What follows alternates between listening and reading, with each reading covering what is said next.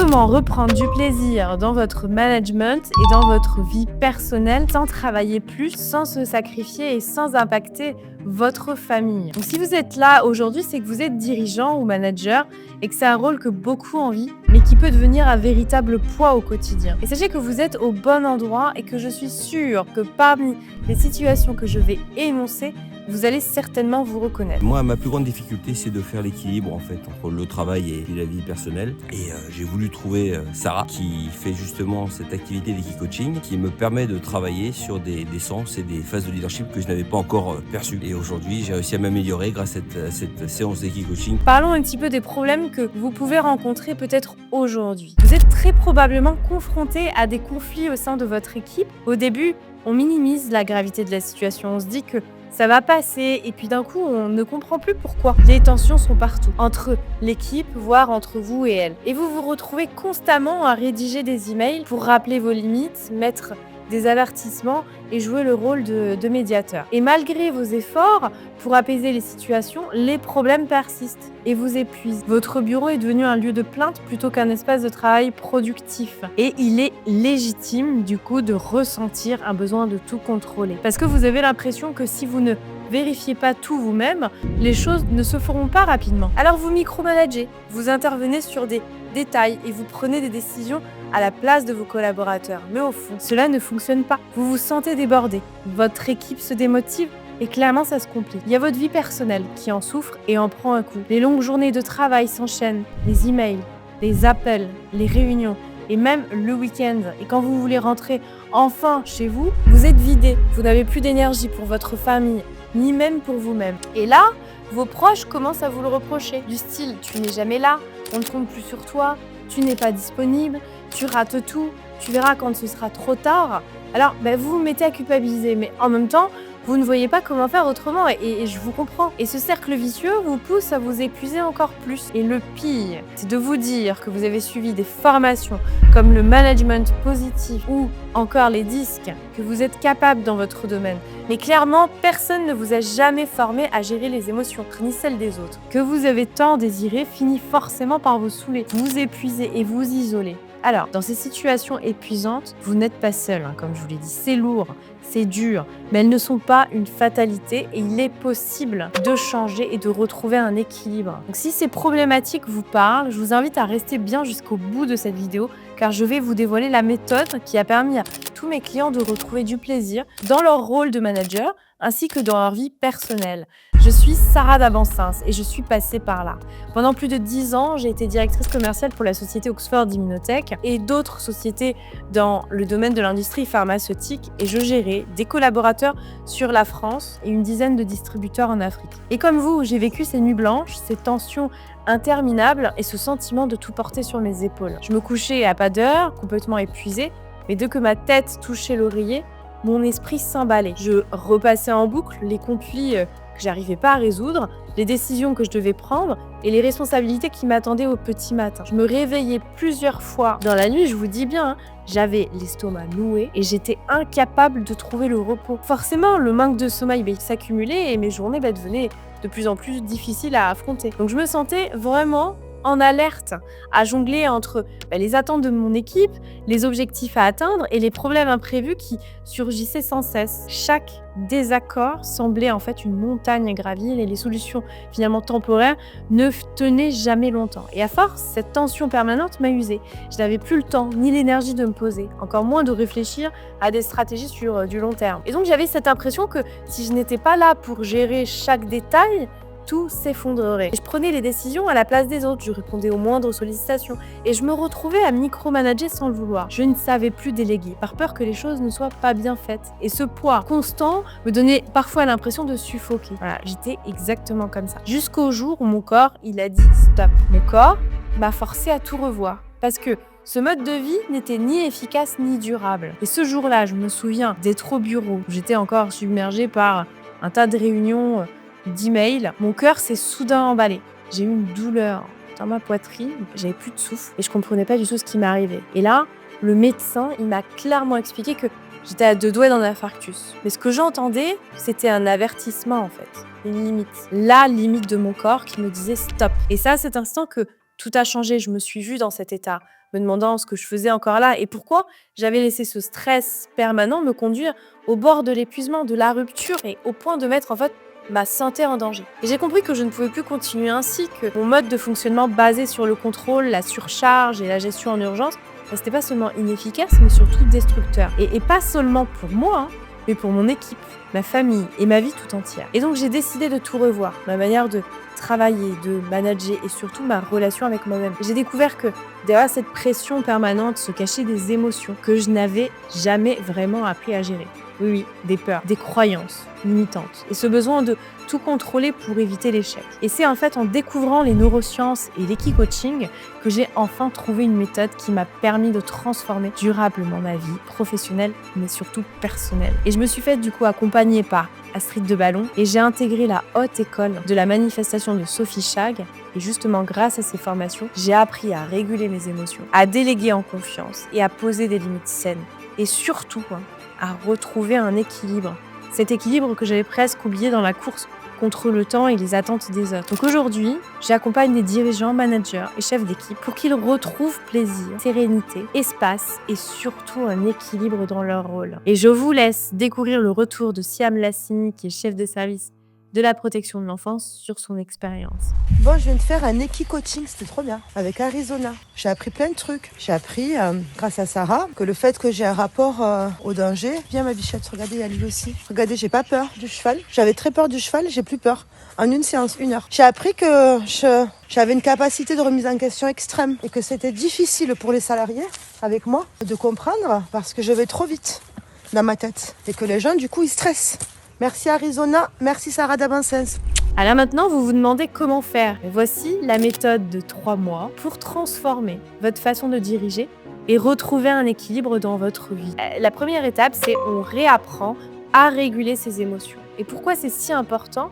Le système nerveux, il est le centre de contrôle de notre corps et de nos émotions. C'est lui qui décide comment nous réagissons face aux défis, au conflit et ou au stress. Lorsqu'il n'est pas régulé, il peut entraîner en fait des réactions disproportionnées, affecter nos relations, nuire à notre bien-être. Clairement, après cette régulation, vous identifierez quand vous êtes en situation de stress et vous arrêterez d'écouter votre mental quand il dit « c'est bon, je gère », alors qu'en réalité, votre corps est en alerte générale. Parce que quand le système nerveux est constamment en alerte, le mode lutte ou fuite, le moindre défi peut sembler insurmontable. Et en fait, ça mène à des réactions impulsives, on peut trouver ça normal, un épuisement mental et physique où on dit qu'on gère, des décisions prises dans la panique, sans réflexion, une communication inadaptée, un manque de patience auprès de son équipe. Et on pense que c'est son équipe qui est responsable. Donc, réguler son système nerveux permet de calmer ses réactions. Ensuite, quand nous sommes débordés par nos émotions, nous avons tendance à réagir avec colère, frustration ou irritation. Et éviter les conflits ou les fuir,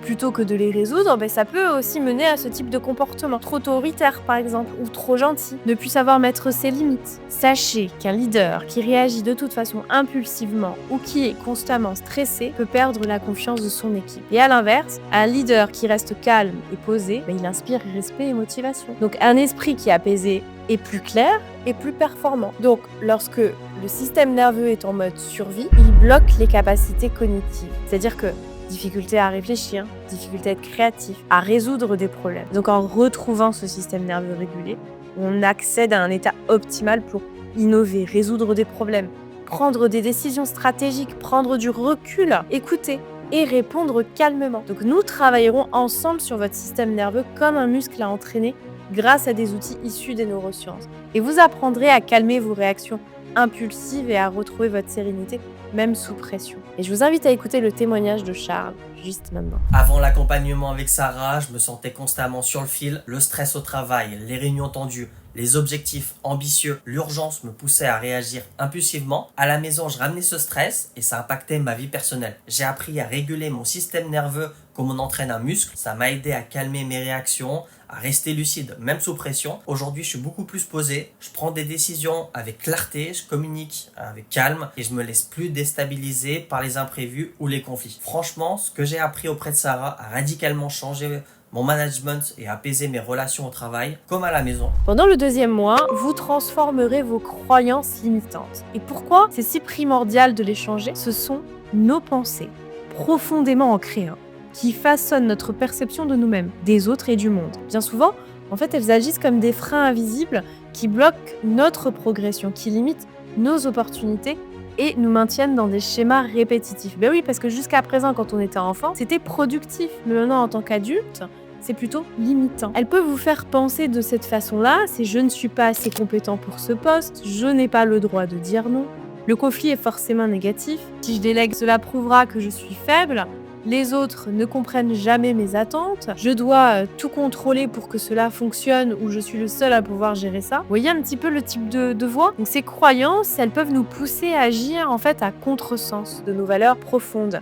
Et du coup, ça peut générer des frustrations, du mal-être. Et elles peuvent aussi vous piéger dans des comportements épuisants comme le micromanagement ou même l'hyper-responsabilité. Donc en gros, elles créent des peurs et des contraintes inutiles qui alourdissent votre quotidien. Elles amplifient aussi vos doutes, vous font ressentir de la culpabilité ou vous poussent à toujours en faire trop. Et donc en les changeant, vous vous ouvrez à de nouvelles possibilités et vous osez davantage, vous exploitez pleinement en fait vos talents et vous retrouvez en fait ainsi de la cohérence et de la légèreté. Je vous invite à écouter le témoignage de Karim juste maintenant. Mon rêve, c'était d'être Citizen Kane, un mania de la presse et de l'événementiel, mais moi, c'est autour de la Méditerranée et ça finit bien par rapport au film. Mais avant d'entamer ce projet, j'étais un peu désabusé. Par quoi avais-je commencé? Les montagnes à gravir. Et j'ai rencontré Sarah. Sarah qui est spécialiste de l'éco-coaching, c'est-à-dire travailler avec les chevaux. Au début, j'étais un peu sceptique, c'est quoi ces chevaux-là? Moi qui suis parfois rationnel, etc. Mais in fine, j'ai rencontré Sarah, ses chevaux, et on a commencé le travail. Les émotions transmises par le cheval, les mots de Sarah, m'ont impulsé une dynamique qui m'a permis de mettre de côté mon stress, mon questionnement, mes problématiques. Et au fur et à mesure du temps, j'ai avancé. Vous décrire par les mots ce que j'ai ressenti, je pense qu'il faut le mieux à faire, c'est de s'inscrire dans le programme de Sarah et vous allez voir le résultat qui pour moi est positif. Lors du 3e mois de votre accompagnement, vous aurez l'opportunité d'expérimenter l'équicoaching. Alors, attention, c'est absolument pas obligatoire. Je peux comprendre que la médiation assistée avec un cheval, ça peut faire peur, ça peut créer des inquiétudes, mais je vous assure que c'est fortement recommandé, je vais vous l'expliquer pourquoi. Parce que l'expérience, clairement la plus directe et impactante, pour prendre conscience de votre posture de leader et d'ajuster vos comportements en temps réel, alors oui, le cheval, il pèse 500 kg. 500 kg de puissance, de sagesse, mais aussi de présence. Et il agit en fait comme un miroir vivant de ce qui se passe en vous. Et il capte vos émotions, votre assurance, vos doutes et reflète vos comportements conscients et inconscients. Et c'est là en fait que réside toute la force de l'exercice et qu'il vous pousse naturellement à vous réajuster. Non pas parce qu'il vous juge, mais parce qu'il réagit exactement à ce que vous incarnez dans l'instant T. Et face à lui, il n'y a plus de faux semblants, pas de masque, juste vous et votre leadership tel qu'il est réellement. Et c'est là que vous prendrez concrètement conscience de votre capacité à inspirer confiance, sans contrainte, et de votre réaction face à une force qui ne se plie pas aux ordres, mais qui suit une posture alignée, à l'écoute de soi, à l'écoute de son cœur, de ses émotions et de son corps. Et c'est une expérience unique, puissante et inoubliable, qui transforme en profondeur votre manière de diriger. Et cet animal hypersensible est capable de percevoir toutes vos intentions, vos émotions et votre posture. Et si vous manquez d'assurance, de cohérence ou de capacité à vous connecter à vous-même, vous n'arriverez pas à le faire bouger. Car oui, l'objectif des exercices en équicoaching, c'est de lui demander de se déplacer librement vers des points précis, sans contrainte et à pied. Si vous tentez de forcer, il résistera. Si vous êtes clair et authentique, il coopérera naturellement. Et si vous êtes stressé, il sera méfiant et par moments aussi stressé que vous-même. Et si par contre vous êtes calme et centré, il se sentira en sécurité et collaborera. Donc cette interaction, elle révèle immédiatement ce qui fonctionne dans votre posture de leader et ce qui ne fonctionne pas. Donc vous repartez avec des outils concrets pour renforcer votre communication et inspirer vos collaborateurs. Vous allez devoir les ajuster immédiatement. Et le fait d'en prendre conscience, c'est là qu'opère le début de votre changement. Donc vous allez pouvoir apprendre à réguler vos émotions, à désamorcer les conflits et surtout instaurer un climat de confiance dans votre équipe. Parce que en travaillant avec le cheval, on travaille avec une confiance, on coopère, on n'exige plus, on inspire, on incarne. Et parce qu'un manager qui se connaît mieux communique avec clarté et agit avec alignement. Et un manager qui réussit à fédérer et à atteindre ses objectifs, c'est celui qui préserve son équilibre personnel. Je vous invite à écouter le témoignage de Jean-Pierre Laher, juste ici. Qu'as-tu pensé de l'équi-coaching? Mais en fait, le cheval, il réagit de la façon dont toi, tu agis. Donc, il ressent comment tu es. En même temps, si tu es serein, il va être serein. Tout à l'heure, quand je commençais à mettre de l'énergie, à courir, il n'est pas parti au trot. Il était vraiment au galop tout de suite. Et du coup, tu repars avec quel type d'enseignement finalement que tu pourrais peut-être imaginer reproduire? Évidemment, c'est l'effet miroir. C'est-à-dire que tu récoltes ce que tu as semé aussi. Les gens agissent, réagissent en fonction de la façon dont toi-même tu agis. C'est comme les gosses, à un moment donné, si tu donnes pas des cadres un peu plus stricts, si tu dis « Ah, c'est pas bien, faudra pas refaire ça », en général, ça marche pas, quoi. Bon, ça dépend des tempéraments qui ont besoin plus ou moins de cadres, mais globalement, suivant les personnalités, faut essayer de s'adapter, il faut essayer de se faire comprendre, lui montrer les limites, quoi, davantage. Donc, à un moment donné, un peu plus de poser le cadre en lui disant « Voilà, là c'est plus ton terrain de jeu, quoi. Donc, à un moment donné, tu vas m'écouter, quoi. » Tout ça, c'est intéressant pour la façon d'interagir en fait avec les différentes personnes, dans son leadership, dans son interaction avec les autres. Il faut s'adapter. En seulement 3 mois, vous serez capable de diriger avec sérénité, sans sacrifier votre vie personnelle, gérer les conflits avec calme et efficacité, et inspirer confiance et engagement dans votre équipe. Et si vous vous reconnaissez dans ce que je viens de partager, sachez qu'il est possible de changer. En seulement 3 mois, vous pouvez transformer votre façon de manager et retrouver l'équilibre dans votre vie. Et je vous invite à réserver dès maintenant un appel d'audit de 30 minutes pour avoir un bilan complet et un plan d'action offert pour commencer dès aujourd'hui. Et c'est maintenant que ça se passe.